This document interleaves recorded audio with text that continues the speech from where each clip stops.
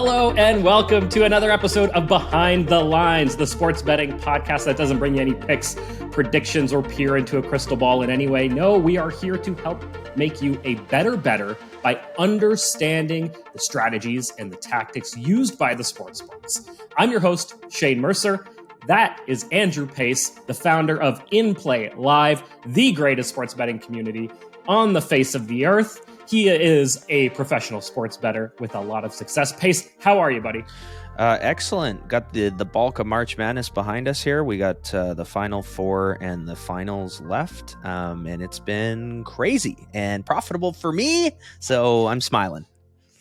Well, I got a pretty big smile too, so that should tell you how it's been for me. What a ride this has been the past 3 months.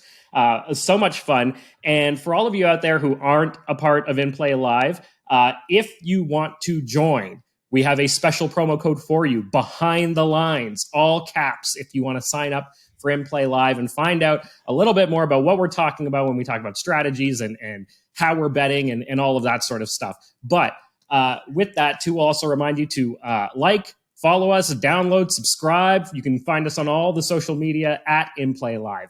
So, Pace, it was a lot of fun over the past 3 months, especially with college basketball. That has been extremely profitable for us. It was a lot. It was just, what an incredible ride it was. And along the way, we were watching a lot of games, and I'm talking high volume. Saturdays, there would be easily 100 men's games on during the day. And that's just the men's side. Then we mix in the women as well. And we're talking about, 200 games in a single day. And a lot of these schools, let's be honest, they're not big programs. They're not big name schools. They are smaller schools, but a lot of times they could provide a lot of value to us. And we could make some real money off of some of these games. But watching them isn't always the easiest thing. And for what we do, it's very important that we're watching a game live, or at least we are following it live. And it's not necessarily the easiest thing, even when we're talking about the highest level of professional sports. So today's episode is all about latency. So Pace, I know this is something that has been a big challenge for you in your career. Talk to us about what is latency and how does it pose such a problem for sports bettors? Yeah, so when Shane's talking about latency there, he's referring to us watching the game delayed. And that means the time that it takes from the actual event to occur in real time if you're at the match versus when, where, and how you digest that information in the comfort of your home. Something that was a very niche topic or concern of sports bettors that has now become at the forefront of, I think, a lot of people's awareness, because a lot of people didn't know about this kind of thing. And now with the, rollout and legalization of betting, you're starting to realize, holy smokes, I'm digesting this information delayed. And the sports books are not digesting this information delayed. And it's created a disadvantage to me as a sports bettor as a result.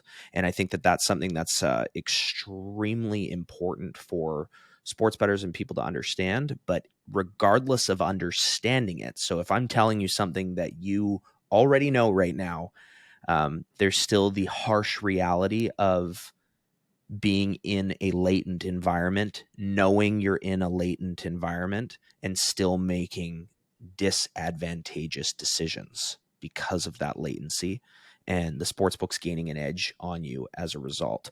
I have been exposed to this for a long, long time. And what's really interesting about this topic is that we are in a unique space right now where the technology exists for us as consumers of sports entertainment in any capacity to watch it almost with zero latency, almost as if we were at a game, match, event, whatever.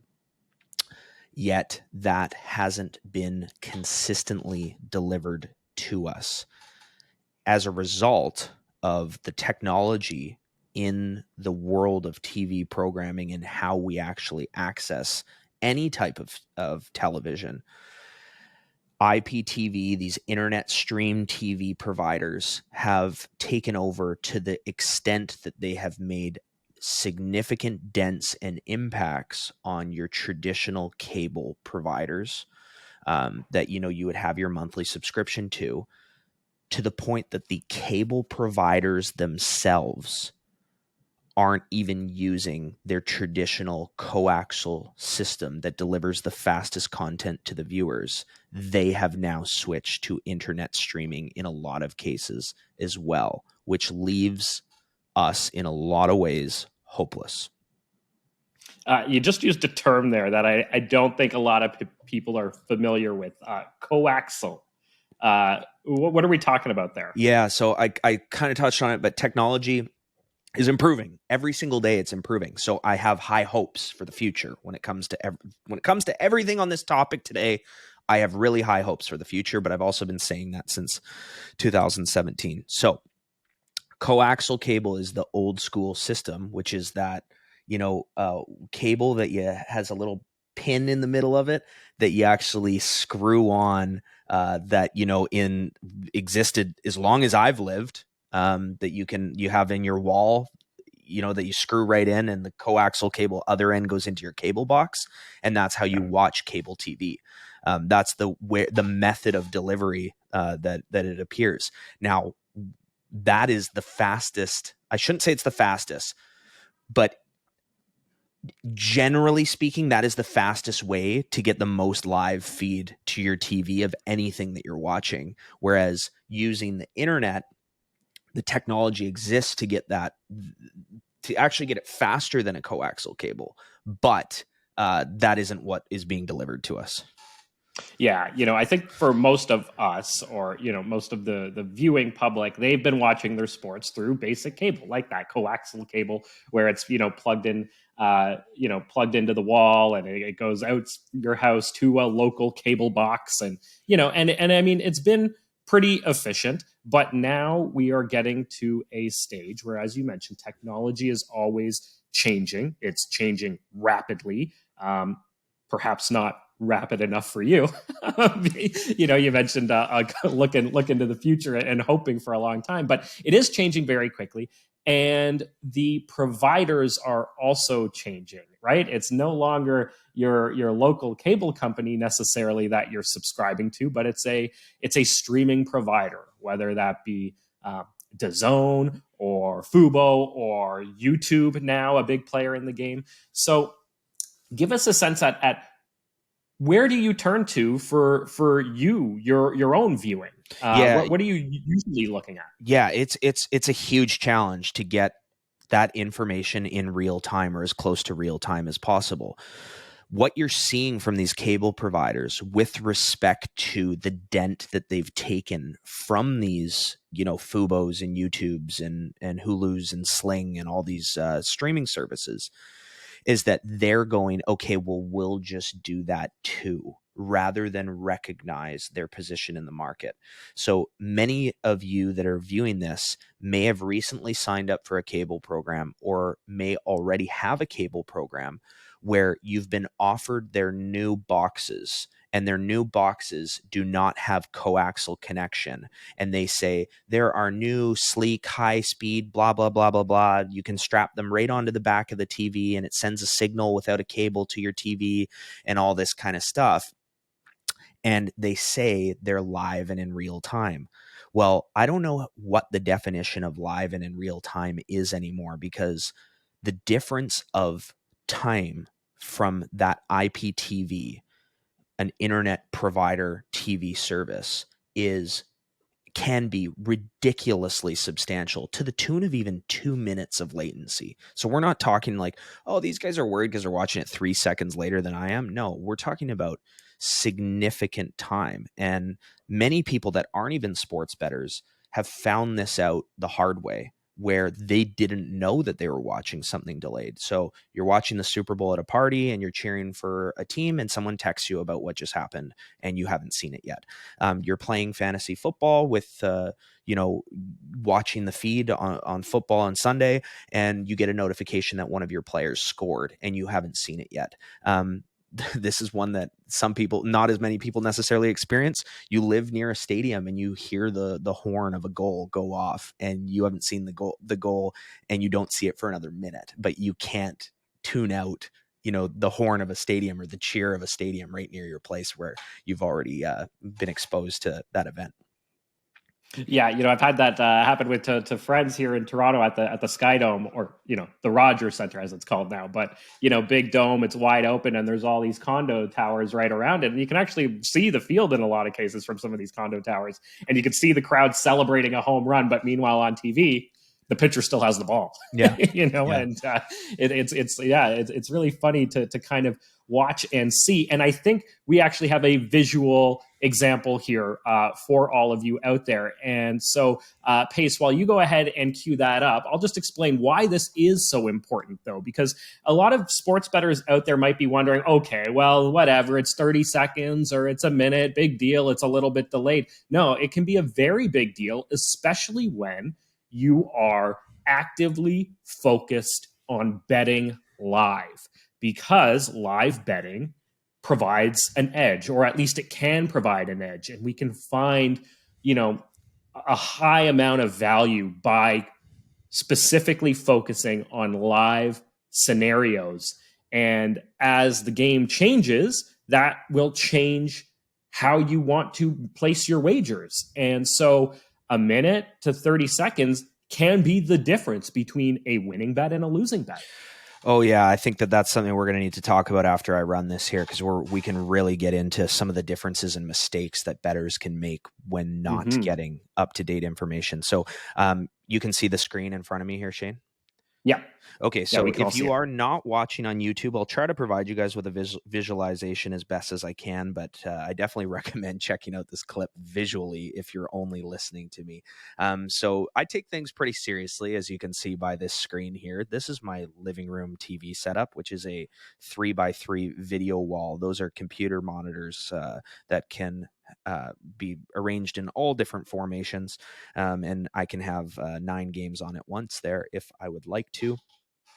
For the sake of this video, I'm going to just explain what everything is here. So in the bottom middle, where you see that KPMG logo, is Sabrina, inplayLIVE community specialist that works with us and does a phenomenal job. We sent her to the game last week to give us a real-time feed of the Canucks game here in Vancouver. Wow, what an assignment. Yeah. Look at that. Yeah, it was actually our first game, and the Canucks won 6-2, which if you've watched many Canucks games, the fact that you get to see them win is usually I don't know if it's a blessing or a mirage or what it is, but she got to see them win. So that is that bottom middle, that is the real-time feed. Above that, the 4 screens all in one, that's what I would refer to as a really good cable feed. That's a coaxial feed that is going to be delayed from the event, but we're going to get that information, I would say, as close to real time as it gets. Then in the bottom right, that's actually Kenny, the Golden Goose, FaceTiming me with his fastest hockey feed that he can get access to in the United States when games are not on cable. And that's using a streaming service called ESPN Plus. And then in the bottom left, that is your NHL.TV if you're in the States, or Sportsnet Now in Canada, which is advertised as the fastest and best way to watch hockey live in real time. So I would call that false advertising at its finest. We're going to run the clip here. And show us the proof. I'm just going to walk you through it. So let's start out by looking at the bottom middle here. And this is the real-time game. Let's all look at that bottom middle. The Canucks are on a power play. They're right in front of Sabrina at the game here, and they're passing it around, and they pass it back here, and the Canucks are about to take a shot on goal. There's the shot on goal. Let's go to the top left here. Oh. Now you see they're passing the puck around. This is the good coaxial feed here. The coaxial feed looks like it's a little bit delayed, and the Canucks shoot the puck. Okay. Wow, that was a good 15, 20 seconds there. Let's go to the bottom right here. The Canucks are just gaining the zone. Now we're on ESPN Plus. They're starting to gain this. They're passing the puck around. This is the ESPN Plus feed, and they've shot the puck. Okay, now let's go over to NHL.tv or Sportsnet Now, your very fast, high streaming service that is the best way to watch the game live and in real time. The Canucks have just gained the zone. They're passing it around. And they've shot the puck. Now they've shot it. Meanwhile, Wow. in the real feed, we are 2 whistles ahead, and the play has resumed. Whereas in the other in the streams, the puck hasn't even dropped from 2 whistles ago. So it is there's the latency in real time. That is unbelievable as you watch that to see, okay, the live game, and then you've got the coaxial, which is delayed by about 15 to 20 seconds, and then we see, I guess, the ESPN Plus, where that was a good 30 to 40 seconds delayed. And then the last one, that is just unbelievable. Yeah. That would have had to be 90 seconds. And, you mentioned the one that was just before that, the ESPN Plus one. That is Kenny Huber, a professional sports bettor, one of the best there is out there, who has the money to spend on the highest quality products out there available to him, and he still can't get something that is right up to speed, right, that is live, right, 100% live, right. And he was filming his TV wall as well, so he's got the infrastructure, he's got the setup, he's got all that kind of stuff, and yeah, like you said, it's really challenging. Now, hockey might not be the best example because of the fact that it isn't as big of a sport as, say, the NFL or the NBA in the United States.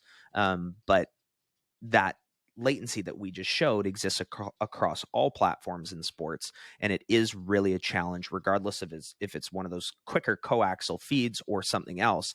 That same challenge exists across the board. I'm just going to show you another clip really quickly, and this is March Madness.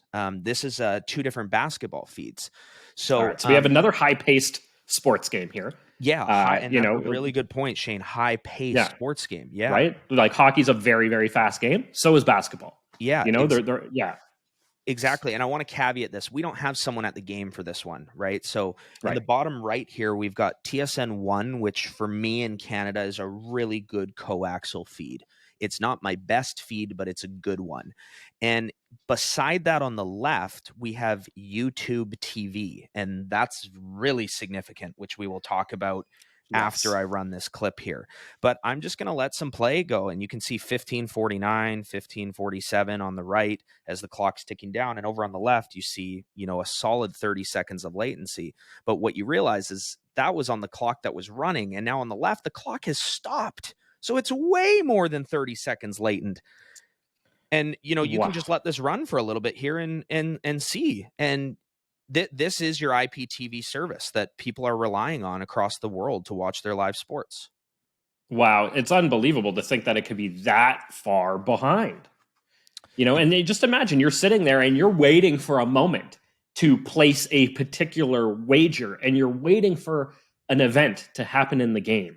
A moment, whether it's a basket or it's a foul or it's, a turnover or something like that. And to be that far behind the sports book, wow, do they ever have a significant advantage over you? No kidding. I'm just watching this and see we're on commercial here. And on the left there, we just finally saw Noel get a little bit of an ankle tweak there, who is one of the stars in March Madness this past season. What a superstar, that guy. Unbelievable to watch him. Yeah, so there's a visual for everyone of what I'm referring to when we talk about latency, and I think that now we can really get into, okay, what are our options and how limited this gets us, right? Well, Pace, as I sort of sit back and watch and sort of see your 9-screen wall, and knowing that you have access to everything that you possibly could have access to, and to think that this is still a problem that even someone like you and someone like Kenny is struggling with, how is an average guy like me ever supposed to compete here? Yeah, well, I mean, as far as competing goes, you do want the best and most real-time information possible. But I think what's important before we even necessarily get there is, okay, so if you are watching it delayed, what does that potentially mean for you as a sports bettor, right? So with my 9 screens, it'll be an NFL Sunday, and there's literally exactly 9 games on. So, there'll be other people in the room with me, and I'll have to say to them, hey, these 7 games are live. And when I say live, I'm referring to a solid coaxial feed that's anywhere between sort of 7 and 12 seconds latent from the real time event occurring, to letting them know these 2 are IPTV, which means that we could be dealing with anything from 30 seconds to 2 minutes of latency. People will acknowledge that I have said that to them. They nod their head, they go, okay, got it. They react to something in real time in quotes, to one of those delayed feeds, even though they know that they've been told it's delayed, and they make a wager and a snap decision immediately based on what they just saw. Little do they know the next play is an interception. So they saw value based on plays that hadn't occurred yet. Really good example, you get into baseball season. Let's say that it's the 8th inning, there's bases loaded with 1 out, and the total is 1 more run wins at plus odds. And you're looking at a game with bases loaded and 1 out going, oh my God, this is amazing. I'm going to get my bet in right now. Meanwhile, you just made a wager when a double play had already occurred and there's only 1 at bat in the game left. You thought you were getting an edge, and you were just hosed because you watched a latent feed that wasn't in real time. And I guess what my point is that regardless of whether or not you know that your feed is delayed, your brain naturally will put yourself in a spot of making a poor decision because of the fact that you're watching a game and wagering on it. In that example too, Pace, I think it's important to point out that we're not talking here about the average recreational bettor. These are very sharp bettors that are sitting next to you who do see value based on what did transpire. The problem is that they didn't get a chance to see the next play, the next moment of the game before putting in that wager. So, you have very sharp bettors who are still being, in some ways, duped into making a bad wager because of that delay. Exactly. And the thing that we really haven't touched on yet is that the vast majority of people in North America are consuming their information now via this delay that we're referencing. Well, so let's get into that, because cord cutting is a thing, right? And it has been for years now. And this is a big challenge for the traditional broadcasting industry. So we're talking about, in the States, your NBCs, your ABCs, and CBS, and all those sort of traditional sports broadcasters, because a lot of people are saving money by cutting the cord, and they're canceling their cable subscriptions. They're moving away from that. They're watching all of their dramas and their comedy shows, and all of that sort of entertainment on streaming services. And for everybody out there, this is nothing new. We've all been doing it, right? We've all sort of made this shift towards streaming services. And so sports and live sports is kind of the last holdout on that, to make that transition over to the streaming services. In fact, I mean, the only reason I still have cable, coaxial cable, is because I want to watch sports live. And there's that's really probably the only thing that I truly use my own cable for anymore, is to watch live sports. And so that is changing. Even sports now is moving into these streaming services. We've seen Amazon reach a deal with the NFL. I think it was this past season they had the Thursday night games, and a big deal that just took place sort of in the last couple of months is YouTube getting the rights to NFL Sunday Ticket. I think it's something like a $2 billion deal that Alphabet, the parent company of Google and YouTube, has signed with the NFL. So in the example that you showed us there, Pace, the slowest one, the most latent was the one off of YouTube, correct? Well, in the basketball feed, yes, that was the slowest. Now, our on our Instagram page, we ran a latency test in a golf match of YouTube TV versus Fubo, and YouTube TV was 3 or 4 seconds ahead of Fubo. But once we start talking about latency relating to those platforms, we're talking about the worst versus even worse kind of stuff. So yeah, I mean, Apple has the Friday Night Baseball contract, and yeah, I'm glad you brought up Amazon, because that'll be something that I want to talk about with respect to things that have gone really, really well in this area, which gets me excited for the future. But you also mentioned, cutting the cable, and that being something that a lot of people have done. But I guess there's a further step to that, and that's people that haven't cut the cable, that don't know that it's not live anymore. And the reason for that is because even on coaxial feeds, a lot of specialty services, so things like NHL Center Ice, uh, NFL Sunday Ticket, NFL Red Zone, NBA League Pass, the MLB package, all of those that you can then sign up through your provider.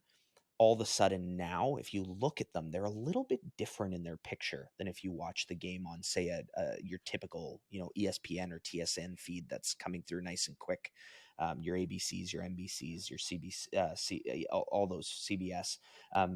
They're a little bit different, and that's because the coaxial feed is first picking up an IPTV feed and then distributing it to you.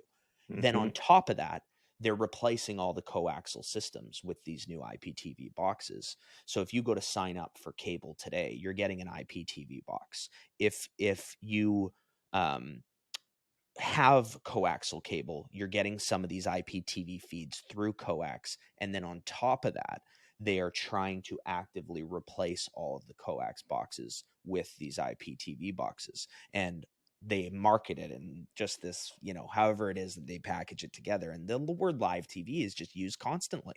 And yeah, it's not.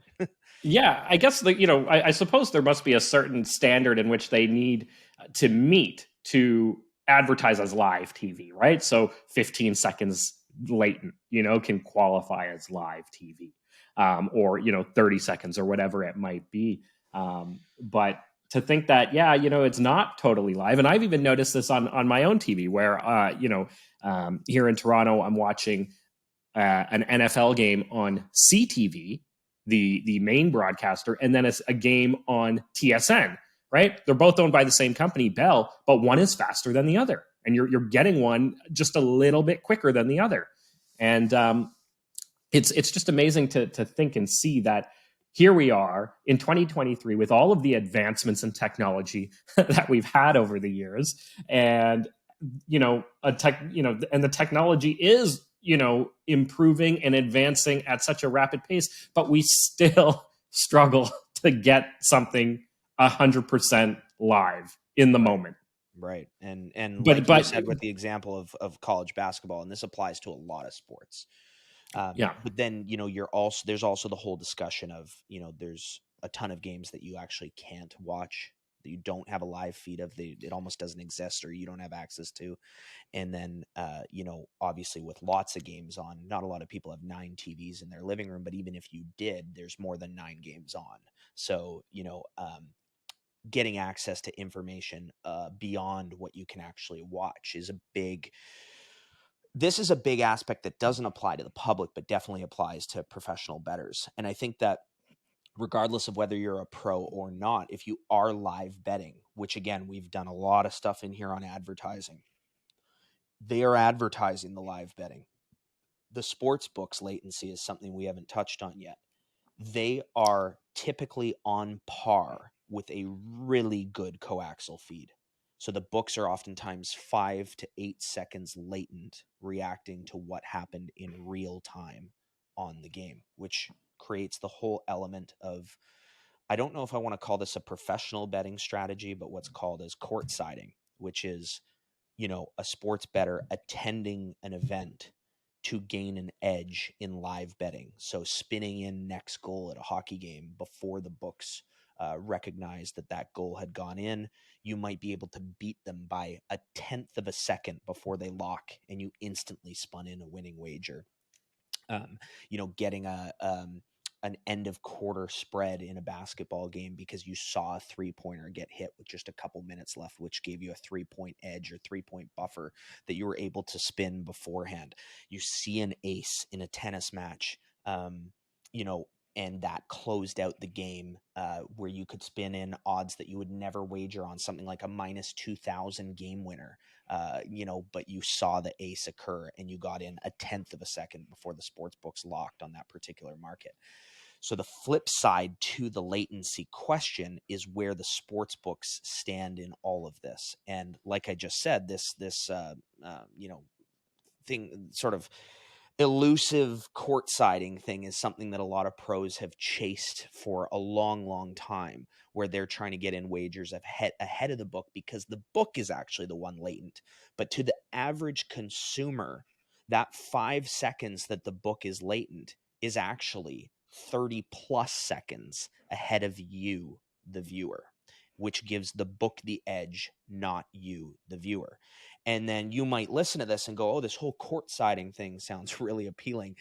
If it works, and that's a big if, because oftentimes the sports books lock in time before you could actually make a wager. But if it works, you've just put a big target on your back where, in my opinion, you could make more money value betting on an account in a legitimate way where you gained an edge than if you did a short-term thing, like you went to one game, you made a little bit of money, and then you lost your account because they saw the pattern of the event occurring and the time of the wagers. They can see all that. You're going to get caught. That's a guarantee. So you go burn a bunch of accounts. Yeah, you make a little bit of money potentially, but then that gig is up. And I also think that when we're talking about technology advancing, that won't exist in a few years. I think that the books will be caught up.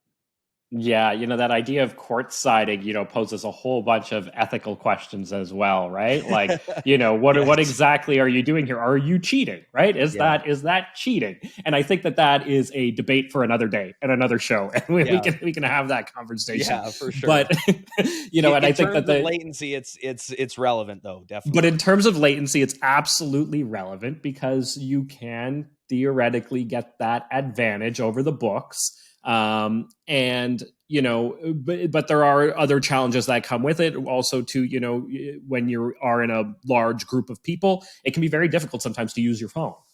Which we've seen.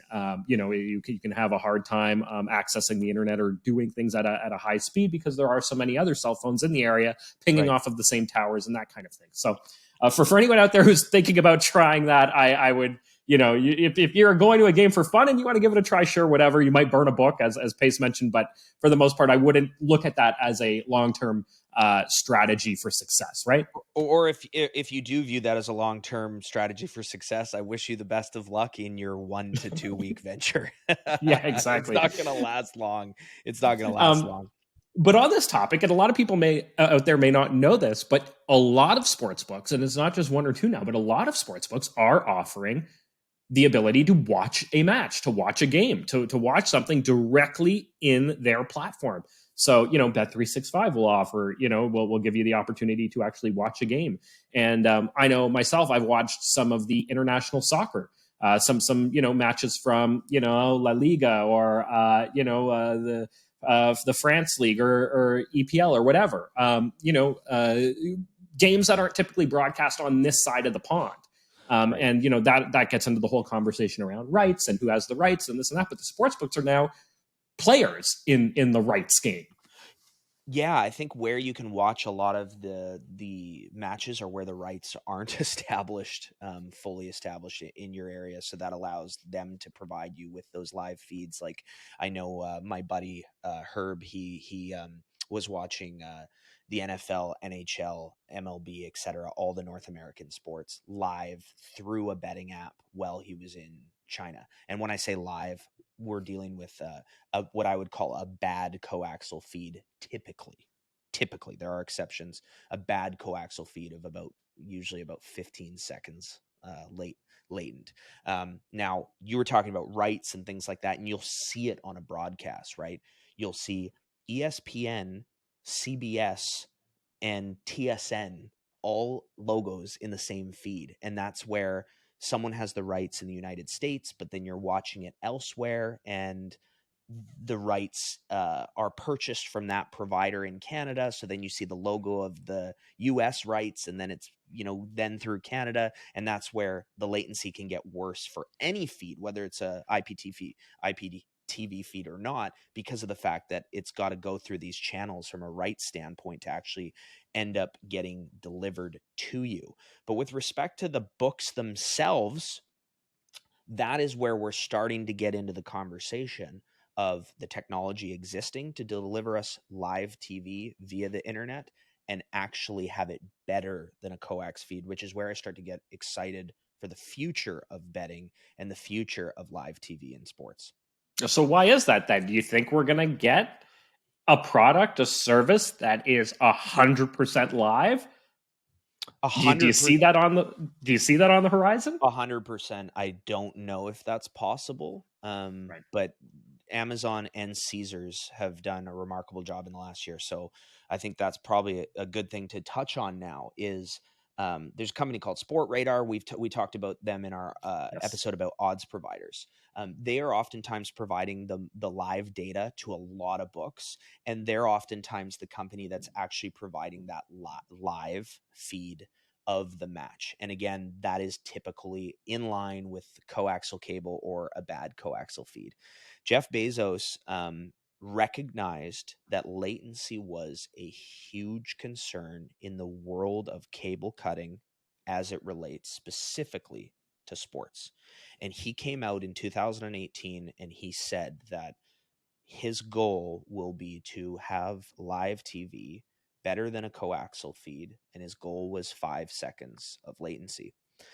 Amazon got the rights for Thursday Night Football, and we watched that last season. So we've gone through a full season of Amazon having Thursday Night Football, and it was nothing short of spectacular. It was 2 to 3 seconds latent. And there's some people that are watching this right now that go, what? No, I was always delayed on Amazon. The device in which you watched the feed through was very important, and your internet at home is very important. So if you have an Ethernet cable wired in with 1 gig of internet and you're watching it on an Amazon Fire Cube, you were going to be ridiculously live. So much so that now we're going back in technology again. One of the ways that you could get a live feed, or the most live feed, was with what's called an OTA antenna, which stands for over the air. So if I'm sitting here in Vancouver, I could have an OTA antenna attached to my roof, and I'm going to get broadcasted any local broadcasts faster than a coaxial feed. And as close to live as it gets. So Shane, someone like yourself in Toronto, you're going to be getting Maple Leafs, Raptors, and Blue Jays games really, really live with an OTA antenna. So we ran tests with the Amazon Prime football channel with people that had OTA antennas where the game was being played. So if Thursday Night Football was in Philadelphia, we had someone in Philadelphia with an OTA antenna watching that thing as live as video has ever been delivered to the user. And the Amazon Prime feed was ahead of it, which is where now I start to get really excited. Now, you talk about court siding and all that crap. This is all morality aside. This is specific to latency. When you talk about court siding and things like that, that's where the books have to improve, because they can't be the ones that are latent with these exceptional feeds now starting to come through in these next couple of years. And then you go, okay, but it's just Amazon. What about all the other providers?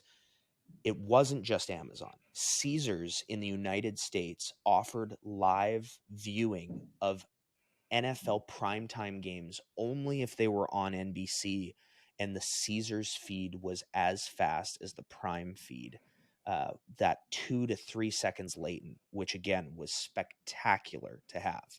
So the technology exists. It's improved significantly. It just hasn't gotten to us yet. And that, of course, leads us to the deal with YouTube TV. YouTube TV has the rights to the NFL next year. Their latency is atrocious. Amazon Prime figured it out for their big contract for just Thursday Night Football. So all of us are sitting here tooth and nail going, are they going to figure this out for us? And if they don't, how the hell are we going to watch NFL this season? Yeah, well, that's exactly it. But you got to think that a company like Alphabet is going to invest in this. Now that they've got the rights, you've got to think that they're going to be, making sure that they are going to provide as good, if not an even better service than what Amazon was providing. I mean, you've got to hope, right? I mean, nobody knows for sure, but you've got to think that this is going to be a big deal for them. For me, I look at it and I go, okay, how have I handled these things in the past, and what will I be able to do myself as a professional sports bettor if YouTube does not fix this? Which is not a lot of people think that way, obviously, because they're not in the position that we are necessarily in at inplayLIVE relating to our sports betting. I'll figure it out and we'll be okay. But if you're in the United States and you're relying on YouTube TV as your NFL provider, they'd freaking better figure it out. They had better, because I'm sitting here and I've got, VPNs and Fire Cubes and Apple TVs and coax boxes, and I've got every different way to consume a game here because of the fact that a lot of these broadcasts aren't readily available in Canada. So I've had to do a lot of stuff for my own personal setup to have access to this as an investment. And I've spent tens and tens and tens of thousands of dollars to have that. And it's returned me more so that I have that real-time information. But yeah, to the average consumer coming into this, that is not the case. And we are sort of at mercy of whether or not these big tech companies do invest the way that Amazon has. And I will say, just really quickly, the only feed that Amazon provided that live was Thursday Night Football. There are other live TV platforms. So like you could go buy NBA League Pass through your Amazon, and you might watch this and think, oh, well, I'll be super live if I do it on Amazon. It's going to be like a minute latent. So the only feed that they did that for was Amazon Thursday Night Football, not their other sports channels. Good to know. So they had put an emphasis on that. Now, Pace, I've got to ask you though, because there's so many members of our audience out there who are listening and they're watching and they're thinking, I don't have tens of thousands of dollars to spend on all of these things. I can't invest all of this. But they want to make some money betting on sports. And we've told them now that there is, value to be had in betting live, which there is. What do you say to them, in terms of navigating this latency? How does the average sports bettor out there who wants to make a little bit of money, find their way around this so that the book doesn't have a constant edge on them? Right. Well, I think the first thing is if you're watching a latent feed, don't rely on it. That's the obvious one, right? Yeah. The second thing is that a lot of people, what they do is they actually turn to the sports books to be the provider of the information for them. Funny how this is all sort of working in a bit of a circle here, right? Right. So we just talked about the sports books having the edge on you if you're latent. Well, let's take it to another level. If the sports book has the edge on you and you realize that, you start relying on the sports book to give you the live information. So the sports books might not have the game live to watch, but they have the graphic and they have the score. So if you take a high volume scoring sport like basketball, points are going back and forth and you're relying on that to see who has the ball, what the fouls are, what the 3-point percentages are, what the free throw percentages are. And of course, what the score is, how much time's left in the game, all that kind of stuff. And again, now we're going back to Sport Radar. They're a company that provides a lot of that data for not one sports book, but multiple sports books. So you might have, and this is the beauty of inplayLIVE, we have the lens of hundreds of people all across North America in different areas, some that have the game live so that we can ask them what happened. And they can type in and say, it's this team's ball with this much time left. It's on a timeout right now. And they're currently reviewing this. And we know exactly what the situation is because of that. But what I'm getting at is that if you rely on the sports books for the information of real-time sports data, not only are they wrong constantly, but they'll be wrong to the extent that that same error goes to multiple books at the same time. And that can be something that's reassuring to you as a bettor. You're like, oh, William Hill, Bet365, and DraftKings all say it's this score, but FanDuel and Barstool say it's this score. Who do we trust in this spot? And that's where the only way to know is to have real-time eyes on the game, right? So as far as your question goes, the answer is to never make a decision based on latent information, and to ensure that if you feel like you've gained an edge because of what a sports book has told you, to make sure that you have verified the information to the point of confidence beyond that sportsbook's data provider. And that data provider can also be the same one for ESPN and the Score and other ones as well. Like, they actually get the same data at the same time. That's where money management really comes into the equation, because you may have deployed an irresponsible amount of money based on false data and then lost it as a result of that. So really making sure that you have that most up-to-date data. And what do I use for that if I don't have eyes on the game? It is a combination of sports books. It is a combination of apps like ESPN and the Score. And then it is the community at inplayLIVE that we all sort of lean on to get that information. But make the decision when the clock is not running. And the reason why I say that is because if you are 40 seconds latent and you get a TV timeout, the clock still isn't running. You're on a 2-minute commercial break, and then you have the real-time information. So when making those really impactful big bankroll decisions, if you are latent or if you don't have the most up-to-date information, make them on a timeout when you had the time to gather the correct information. And if you lost the opportunity because of that time frame, at least you didn't lose your bankroll.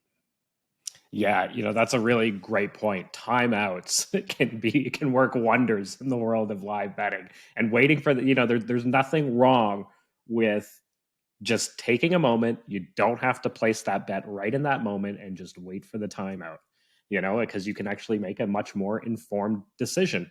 And you also mentioned the sports radar, and how it can, if it makes an error, it will make an error across several books. Yes. Which is why it's so important to have access to books that have other providers, right? Yes. To sort of have those up at the same time, so you can verify that what one sports book is telling you is correct on the other, and that exactly. They're in line with each other. Because we've seen a lot of that, especially over the March Madness tournament, from at least one particular sports book that is usually very reliable, but can make mistakes, right? And these things happen, and I think it's important too to know that in this case, a lot of times those errors aren't malicious in any way. The sportsbook isn't necessarily trying to feed you bad information so you make a bad bet. It's just an error. Yeah. Yeah. And that's just like, a 3-ball that gets called a 3 on the court, and the refs review it during a TV timeout, and a point comes off the board, where right. You as the viewer did not even see that a review was underway, right? You may have made a wager based on that 1 point differential. Like, a good example might be like a team to win the game, where you think they're down 2 and now they're down 3, or you think they're down 3, which is one possession. Typically you can hit a 3 in basketball. Well, now they're down 4, and that, now it's a 2-possession game. It's a totally different situation. You didn't do anything wrong. You're just at the mercy of the human error and the nature of sports in those situations. So, that's, again, you go back to money management. You might have to say, hey, we made the wager based on information that include human error. Like you just said, Shane, that's an error. There's nothing we can do about it. All we can do is look back and decide whether or not we deployed the right amount of money for our situation in that spot. Yeah, and you also mentioned the benefit of the group in these situations, and the benefit of the inplayLIVE community. the benefits of group betting are enormous. We touched on it a little bit last week when we were talking about chaos. And, I referenced, you look back on history and, all the people out there who came up with great blackjack strategies, great horse betting strategies, great roulette strategies. They've all worked in teams. They've all worked in groups of people. It's never been an individual alone. And this is a great example of that in action, where the individual alone trying to verify, one, they're watching something latent, 30 seconds behind. The sports book is giving them one piece of information. Maybe another sports book is giving them conflicting information. They have no way of knowing for sure what has actually happened. What is the truth? What are the actual facts? But when you have that other group in that community and you have that person in that city who's able to verify that for you, I mean, that's priceless. Yep. Yes, sir. Well said. So with that, let's just recap. We're just about out of time here. But on latency, one, recognize that it exists. What you're watching is not live. Bottom line, it's never 100% live unless you are at the game and you're watching it with your own two eyes. The latency can be different between your providers, whether you're watching that on coax cable, traditional cable, you're watching it with that antenna that Pace was talking about, or you're watching it on a streaming service like YouTube or Hulu or any number of them, or Amazon or whatever it might be. They are going to be latent to some extent. So if you are betting live on the game, know your latency, right? That's sort of a good rule right there. Know your latency. How far behind are you? And if you're going to use the sports books to provide your information, which they can often be some of the best providers of information, just make sure that you know that you are using sports books that have different data providers. So that way, if there is any kind of discrepancy, you'll be made aware of it. And you can at least take a moment to say, okay, wait, there's something wrong here. I can't base my decision on that particular bit of information because something's off. And timeouts. Timeouts are crucial. Use those timeouts. Take a moment. Take a breath. Commercials aren't so bad after all. Right? It's a great opportunity to just evaluate the situation and place your wager. Pace, have I missed anything? Is there anything else you want to add? No, I think it's just, again, like excited. I'm excited for the future. I can't wait to have 9 super fast 2-second delayed feeds in my living room. That's so exciting. I've had that to a certain extent, but it is only going to improve from here. And let's freaking hope that YouTube TV has this ready to rumble for NFL this season. Yeah, fingers crossed on that one. Come on, YouTube, get it together. All right, we know you got this. All right, we're all counting on you. Yeah. Thanks for tuning in to another episode of Behind the Lines. Remember to like, download, and subscribe. We are on YouTube, Apple, Spotify, and everywhere you get your podcasts. Have a betting story or want to be featured on our podcast? Drop a note in the comments below. And if you want to join inplayLIVE, use promo code Behind the Lines.